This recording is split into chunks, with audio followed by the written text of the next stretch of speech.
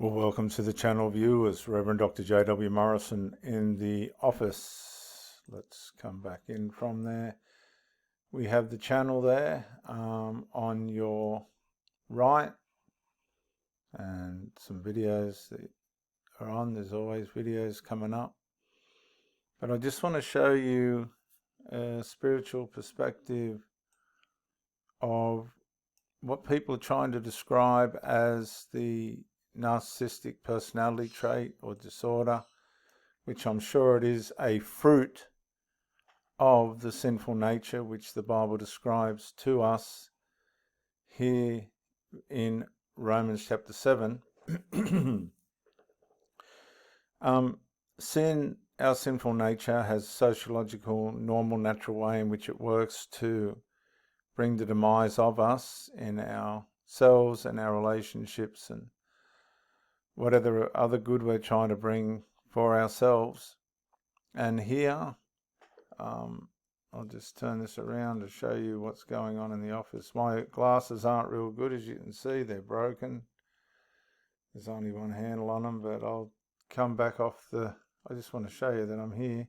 Not that anybody cares probably, but there I am.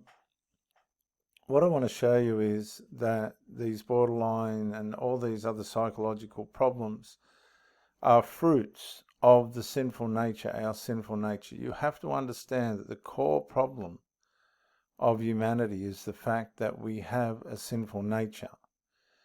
Now, Paul's speaking to Jewish believers here, not Western believers, but I'm going to simplify it and cut past all that. I'm going to the key verses here where it says, "For when we lived according to the flesh," in Romans chapter 7 verse 5 of the New Testament. Now this is talking about the Jewish believers who lived under the law.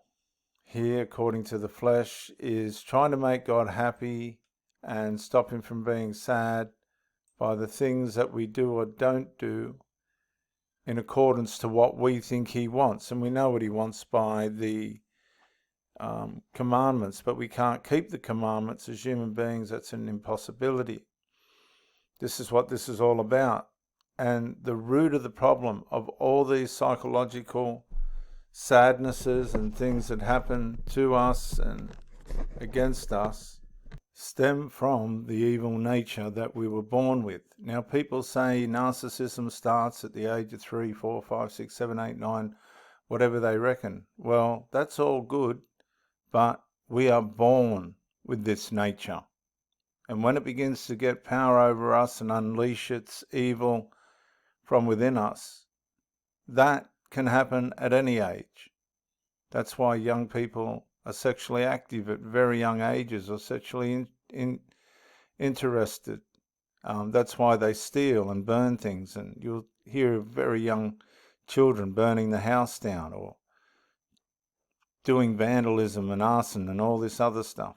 Walking in the bathroom while their mother's in the bathroom when they know they shouldn't. This kind of thing.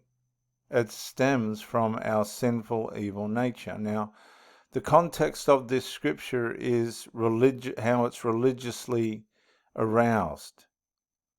Okay, when we try and make God happy or stop him from being sad by the things we think we can do or not do to accomplish that, that turns us evil. And as I said earlier, there's just a natural sociological integration that it takes within our lives to bring about its ruin and destructiveness through relationships and what we do to ourselves and others. But I want to bring to your attention that it seizes opportunity through the commandments. Not many people know this. I'm astounded by how many Christian people don't know this. 99.9% of Christian people don't know that our sinful, evil nature is aroused by the commandments. If you ask somebody on the street, when I was an evangelist, most of the people I asked on the street, just out of curiosity, how are you going with God? The majority of the people said to me, I keep the commandments, and I would cringe. You don't have time in 5 seconds to tell somebody that the commandments were never meant for us. They are a guideline to show us what's good and right and what's apparently supposed to be normal. Some people say, what is reality? What's normal? Well, try and keep the commandments and you'll soon find out that you're not normal at all, because you'll be unable to. As a matter of fact, your sinful nature will seize its opportunity through you trying to do that. That's what it says there in black and white.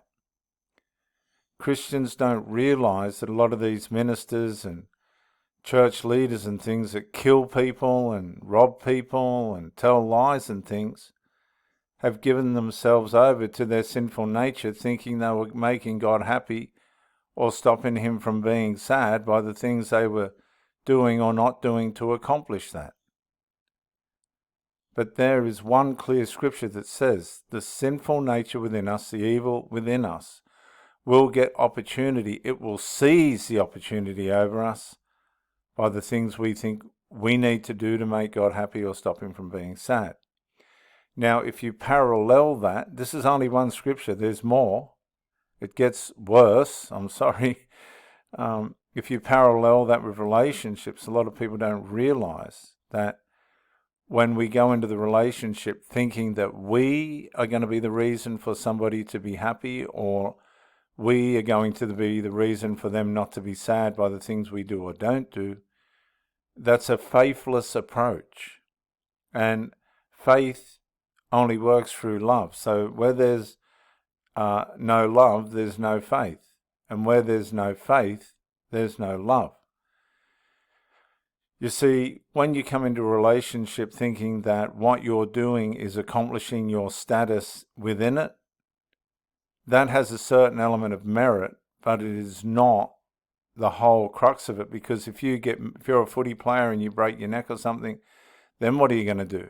If you're a daredevil and you get injured, or if you're just a normal lay person or normal community person just going about their life and you get maimed. I used to swim with a bloke with one leg, swimming training. He got hit by a car. What do you do then? What's your partner going to do then? I mean, it's not going to come down to what you can do or not do, physically at least, to make them happy or stop them from being sad. You see, so love and faith and all these things are beyond the dimensions of what our capabilities are. It's about who we are and how much we love and value the person that we are with. Now, all of us do things in our relationships that can make the other person go away, or we want to go away from them, and that's it. And this comes down to natural capabilities of relationship skills and how we're going to apply ourselves within it. But the truth of the fact of the matter is, sin will take opportunity within the relationship and ruin it when we think that we're doing things to anchor the relationship down by making people happy or stopping them from being sad. It's unsustainable. So sin seizes opportunity through the things we think we can do or not do to make God or people happy or stop them from being sad. And this is talking about our status with that person, not our performance for that person, because your performance can be good, everything can be right. And if that be so, then why do people turn away from each other? Because there's a sinful nature working within us that will tear everything that we have apart. Why? Because verse 11 of Romans 7 says, sin seizes opportunity through the things we think we need to do or not do, which is the commandments, to make God happy or stop him from being sad.